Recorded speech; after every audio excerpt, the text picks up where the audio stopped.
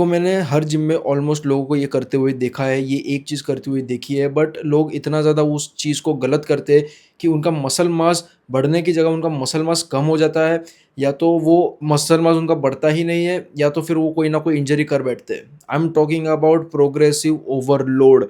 Gym में हर कोई मुझे प्रोग्रेसिव ओवरलोड करता हुआ दिखता है, बट किसी का भी तरीका सही नहीं होता प्रोग्रेसिव ओवरलोड करने का। एंड उनकी भी कोई भूल नहीं है, क्योंकि उनको बताया ही गया है गलत तरीके से कि मतलब कहीं पे भी तुम इंटरनेट पे जाओ, बस प्रोग्रेसिव ओवरलोड के बारे में वही बेसिक सी सब चीज़ें बताई गई है कि आप विड्थ इंक्रीज करो और आपका प्रोग्रेसिव ओवरलोड हो गया। मतलब कोई भी तुम वीडियो ओपन करके देखो ना, हर एक वीडियो में बस यही बोला जाएगा कि वेट इंक्रीज करो, वेट इंक्रीज करो, वेट इंक्रीज करो, वेट इंक्रीज करो। मतलब ऑलमोस्ट जितने भी तुम वीडियोस देखोगे ना यूट्यूब पे कि how to do progressive overload, हर एक वीडियो में एक सी बेसिक चीज़ है। मतलब ऐसा लगता है किसी को स्क्रिप्ट दे दी, सबको स्क्रिप्ट दे दी है, एंड सब वही स्क्रिप्ट को बोल रहे हैं कैमरा के सामने। हर एक वीडियो में बस एक ही चीज़ मिलेगी कि भाई कैसे करें प्रोग्रेसिव ओवरलोड। अगर प्रोग्रेसिव ओवरलोड करना है तो भाई सिर्फ वेट्स इंक्रीज करो, मतलब सिर्फ वेट्स पे ज़्यादा फोकस करा जाता है। But but progressive overload is not about only increasing weights. तुमने सही सुना कि प्रोग्रेसिव ओवरलोड अगर तुमको करना है तो हर बार जरूरी नहीं है कि तुमको वेट्स उठाना चाहिए। बिना वेट्स उठाए भी आप प्रोग्रेसिव ओवरलोड कर सकते हो। तो इस वीडियो में मैं वही डिस्कशन कर रहा हूँ कि बिना वेट्स को इंक्रीज करे आप कैसे प्रोग्रेसिव ओवरलोड करोगे। देखो, आप हर वीक हर मंथ प्रोग्रेसिव ओवरलोड नहीं कर सकते। ये ट्रू बात बता रहा हूँ। अगर आप बिगनर हो तो आप कर सकते हैं, आपका बहुत जल्दी स्ट्रेंथ इंक्रीज होगा। बट जैसे जैसे आप बिगनर की कैटेगरी से इंटरमीडिएट की कैटेगरी में आएंगे, या इंटरमीडिएट टू एडवांस की कैटेगरी में जब आएंगे ना, तो आपकी स्ट्रेंथ बहुत ही ज़्यादा स्लोली इंक्रीज होगी। ऐसा नहीं कि आप हर महीने, हर वीक, हर महीने आपकी स्ट्रेंथ बढ़ती जा रही है। नहीं भाई, नहीं हो सकता। ठीक है, आप एक लिमिट तक ही स्ट्रेंथ को बहुत जल्दी जल्दी बढ़ा सकते हो, अनटिल अनलेस अगर आप स्टेरॉइड लो तो। लेकिन आप अगर नेचुरल हो तो आप हर वीक या हर महीने आप स्ट्रेंथ को नहीं बढ़ा सकते। समझ रहे हो? हर वीक हर महीने आप स्ट्रेंथ को नहीं बढ़ा सकते। हर महीने हर वीक आप नहीं अपने प्रोग्रेसिव ओवरलोड कर सकते। ठीक है, अभी मान लेते हैं मैं यहाँ पे बाइसेप कर्ल लगाने वाला हूँ। ठीक है, मैं यहाँ पे मान लो मेरे हाथ में यहाँ पे बारबल है। ठीक है, यहाँ पे मैं बाइसेप कर्ल कर रहा हूँ। ठीक है, यहाँ पे 10 किलो का वेट है ईच साइड, यहाँ पे 10 किलो है, यहाँ पे 10 किलो। ठीक है, अब ये दोनों 10, यहाँ पे मैं अभी इसे बारबल से बाइसेप कर्ल लगा रहा हूँ। ठीक है, यहाँ पे इसे मैं बाइसेप कर्ल लगा रहा हूँ। एंड कुछ बोल सकते हो कि 10 12 रेप्स मेरे आ रहे हैं। ठीक है, यहाँ पे 12 रेप्स आ रहे हैं, बट जैसे मैं वेट इसमें इंक्रीज कर रहा हूँ, ज़्यादा वेट भी नहीं। ठीक है, 5 की प्लेट नहीं मैं इसमें इंक्रीज कर रहा हूँ, मैं इसमें सिर्फ 2.5 की प्लेट इंक्रीज कर रहा हूँ। 2.5 या तो 2। ठीक है, सिर्फ 2 किलो या सिर्फ 2.5 किलो में इधर इंक्रीज कर रहा हूँ। बट पहले जैसे रेप्स नहीं आ रहे, पहले जैसे क्वालिटी रेप्स नहीं आ पा रहे। बहुत ज़्यादा मोमेंटम लग रहा है। जहाँ पे पहले 12 रेप्स अच्छे से आते थे, अब यहाँ पे 12 छोड़ो 8 भी अच्छे से नहीं आ रहे। तो यहाँ पे कैसे प्रोग्रेसिव ओवरलोड कर रहे हैं। एंड तुमको वो जो 12 तुम्हारे रेप्स आ रहे हैं वो तुम्हें बहुत ज़्यादा ईजी पड़ रहे हैं, मतलब बहुत ही ज़्यादा आ सकते हैं, बट तुमको नहीं करना, तुमको प्रोग्रेसिव ओवरलोड करना है। मतलब तुम अभी बहुत ज़्यादा कंफ्यूज हो कि मैं अगर वेट्स बढ़ा रहा हूँ तो बिल्कुल भी अच्छा से नहीं आ रहा है, और जो मैं मार रहा हूँ वो बहुत ज़्यादा हल्का है। तो कहीं ना कहीं आप बीच में हो। तो यहाँ पे प्रोग्रेसिव ओवरलोड कैसे करना है मैं तुमको समझाता हूँ। ठीक है, अभी लोग अक्सर क्या करते हैं, इसमें भी बहुत बड़ी भूल करते हैं लोग। अभी क्या होता है कि मान लो यहाँ पे मैं बारबल कर्ल कर रहा हूँ। ठीक है, यहाँ पे मैं बारबल कर्ल कर रहा हूँ, यहाँ पे 10 किलो ईच साइड, 10 किलो की प्लेट है। ठीक है, यहाँ पे मैं ऐसे बारबल कर्ल कर रहा हूँ। ठीक है, यहाँ पे ऐसे मैं बारबल कर्ल कर रहा हूँ। एंड लोग क्या करते हैं इसमें कि भाई वेट्स तो उन लोगों ने ले लिया। ठीक है, चलो मान लेते यहाँ पे अच्छा खासा उन लोगों ने वेट ले लिया, लेकिन क्या करते हैं कि 1 रैप मारा, 2 रैप मारा, 3 रैप मारा, 4 एंड 5। 5 के बाद उनके साथ पता है क्या होने लगता है, ये छठा रैप, ये 7वां रैप, ये 8वां रैप, ये 9वां, ये 10वां, ये 11वां और ये 12वां। यहाँ पे ये सबसे बड़ी भूल करते हैं कि मुश्किल से 4 या 5 उन लोगों के रैप आते हैं वो मसल से, जो मसल को ट्रेन कर रहे हैं। लेकिन बाकी के जो 4 5 जितने भी रैप्स आ रहे हैं वो लोग मोमेंटम से ले रहे हैं। मैं ऐसा नहीं बोल रहा कि मोमेंटम लेने की जरूरत नहीं है, बट वो क्या करते हैं कि मोमेंटम बहुत ज़्यादा ले लेते हैं। मतलब शुरुआत से मोमेंटम कहीं ना कहीं इंक्लूड करना शुरू कर देते हैं। यहाँ पे सबसे बड़ी प्रॉब्लम ये है कि अक्सर लोग करते हैं कि भाई मेरे 12 रेप्स तो आ गए, बट आपके 12 रेप्स क्वालिटी रेप्स नहीं है। मतलब आपने सिर्फ मुश्किल से 4 3 5 ऐसे ही आपने रेप्स वो मसल से ट्रेन करे, वो मसल से आपने वही मसल से सिर्फ पावर लगाई है। बाकी की जितना भी आपने पावर लगाई, बाकी के जितने भी रैप्स आए, आपने कहीं ना कहीं मोमेंटम से लिया है, कहीं ना कहीं दूसरे मसल से आपने लिए हुए हैं। अगर आप बाइसेप कर रहे हो, बाइसेप कर्ल यहाँ पे कर रहे हो, ठीक है, मुश्किल से आपने 4 5 रेप्स मारे, बाकी के जो भी आपने लिए वो सब मोमेंटम से अपने पावर लिए, यहाँ के बाइसेप से अपने पावर नहीं लिए, ठीक है। तो अक्सर यहाँ पे लोग ये करते 12-12 रैप तो ला देते हैं और बाद में सोचते कि चल इसमें वेट्स बढ़ाते, एंड जब वेट्स बढ़ाने की बात आती है उन लोग से एक भी रैप ढंग से नहीं लगता, सारा का सारा मोमेंटम से लेते हैं। मतलब बाइसेप तो बनने ही छोड़ दो, वो एक रैप से ही पूरा मोमेंटम लेना शुरू कर देते।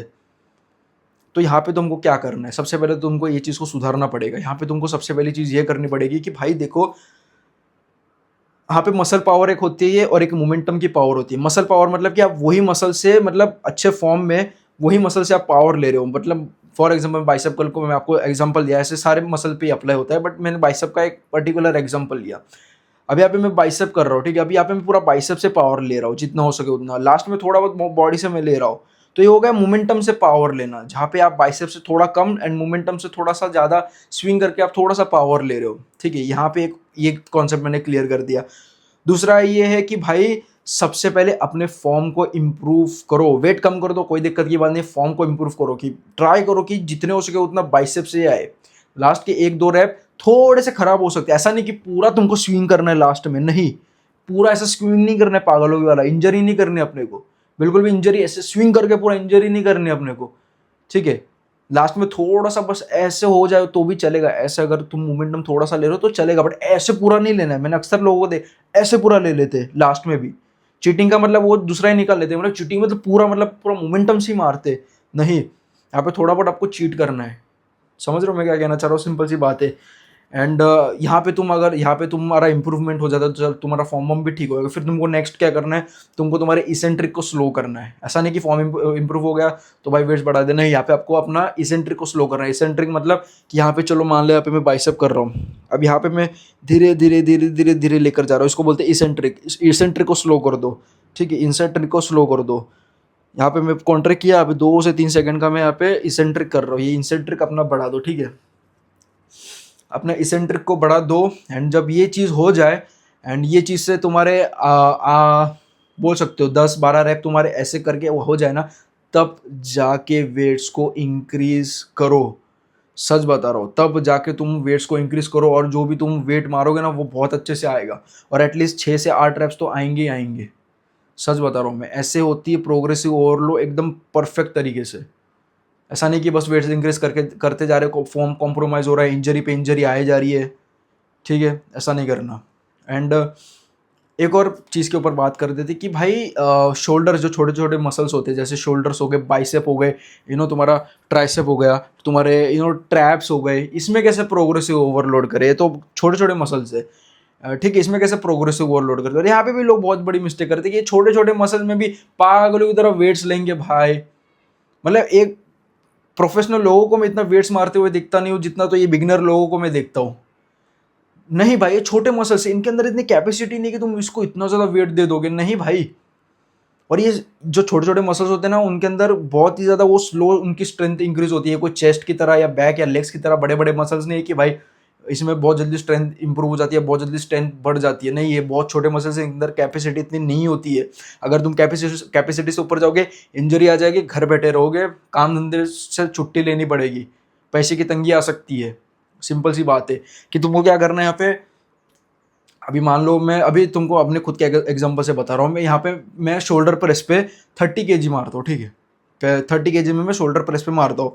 अगर यहाँ पे मुझे सिर्फ 2.5 किलो भी ऐड करना पड़ेगा ना, मतलब 30 किलो का डंबल है, अगर मेरे को 32 का भी डंबल मारना है ना, तो मुझे कम से कम 1-1.5 साल तो लगेगा ही लगेगा। इतना ज़्यादा टाइम लगता है छोटे छोटे मसल्स पे। ये तो चलो मैं अभी थोड़ा बहुत फैट हूँ, थोड़ा बहुत मेरे अंदर फैट है, इसके लिए मेरे को इतना टाइम लग रहा है, लेकिन अगर मैं लीन होता तो मुझे और भी ज़्यादा टाइम लग सकता है। तो समझ रहे हो, इतना ज़्यादा स्लो होता है। एंड यहाँ पे लोग क्या करते हैं, बहुत ज़्यादा हैवी चले जाते हैं जस्ट बिकॉज उनको भाई बड़ा बनना है, बड़ा दिखना है, रोला जमाना है, या तो उनको बहुत जल्दी मसल मास ऐड करना है। यहाँ पे साइड डेल्ट में उनको बहुत जल्दी मसल मास चाहिए, रेयर में, शोल्डर में, छोटे छोटे मसल में उनको बहुत सारा मसल मास जल्दी छोटे से टाइम में बहुत ज़्यादा बड़ा करना है उनको, तो वो लोग वेट्स को इंक्रीज कर देते हैं। वेट्स को तुम इंक्रीज नहीं कर रहे हो गधो, तुम इंजरी को दावत पे बुला रहे हो, ठीक है, इंजरी कर बैठोगे। तो यहाँ पे कैसे प्रोग्रेसिव ओवरलोड करना है, सिंपल सी बात है। यहाँ पे प्रोग्रेसिव ओवर करने के लिए तुमको सिखाता हूँ, तो इसमें भी वैसे ही करना है जैसे तुमको मैंने पहले वाले में सिखाया।